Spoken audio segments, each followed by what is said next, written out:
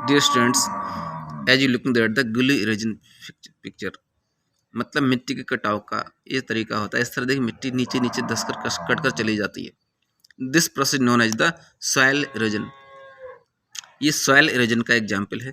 तो आगे देखते हैं पैराग्राफ में हम soil erosion and soil conservation, मिट्टी का कटाव और उसका कंजर्वेशन कैसे करते हैं।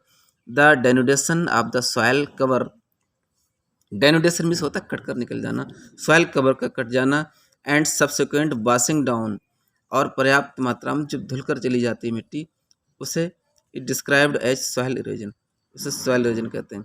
The processes of soil formation and erosion, soil formation का प्रोसेस और कटाव go on simultaneously and generally, बहुत धीरे, सिमिल्टेनियसली मीन्स क्या होता है देखिए स्लोली कंटिन्यूस चलता रहता है, and generally there is a balance between the two, और इन दोनों के बीच जनरली बैलेंस होता है।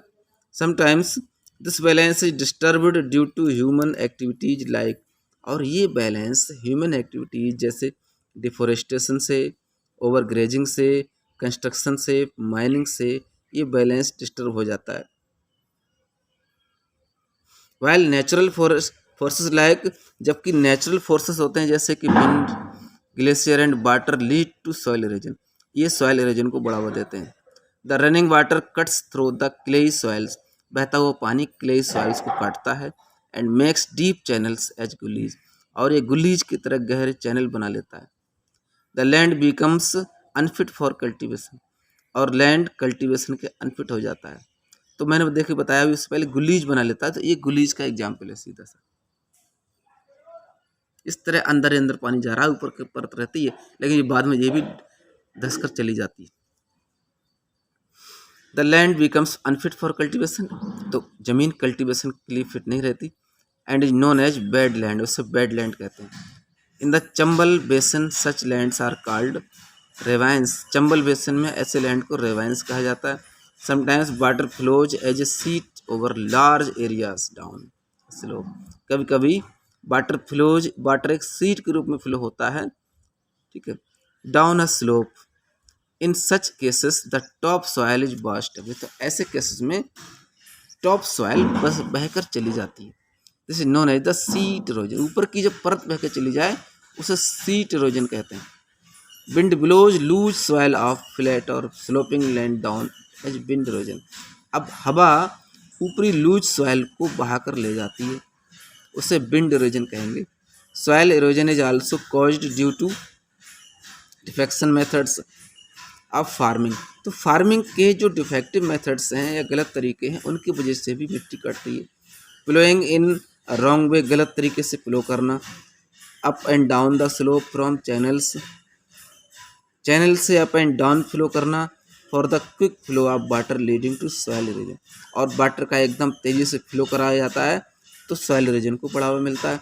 अब नेक्स्ट है flowing along the contour lines can decelerate the flow of water down the slopes, तो कंटूर लाइंस में जुताई की जाती है जब, तो water down the slopes, water slopes के थ्रू चलता है और इस कटाव को हम रोक सकते हैं। This is called contour pulling, इसे कंटूर पुलिंग कहेंगे। Steps can be cut on the slopes making terraces, steps can be cut out on the slopes making terrace, slope making terraces में स्टेप्स कट किए जा सकते हैं।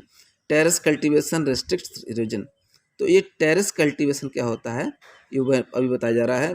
पहाड़ी areas में लाइनें बना कर क्यारियाँ बनी होती हैं, तो ये इरोजन को रोकते हैं।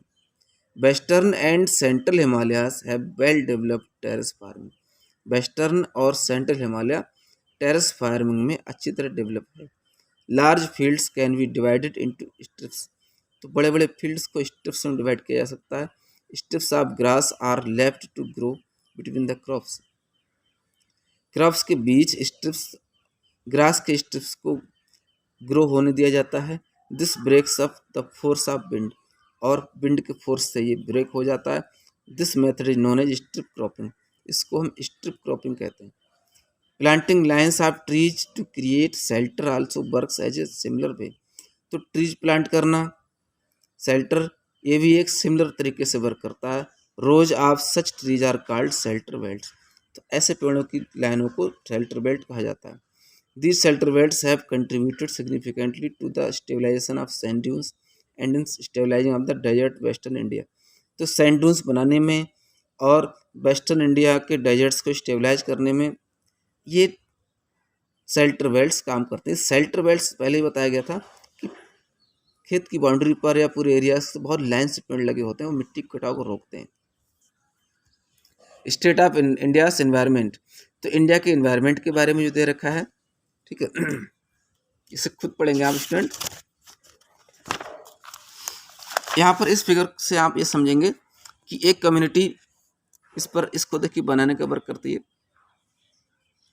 Gauss skill confused,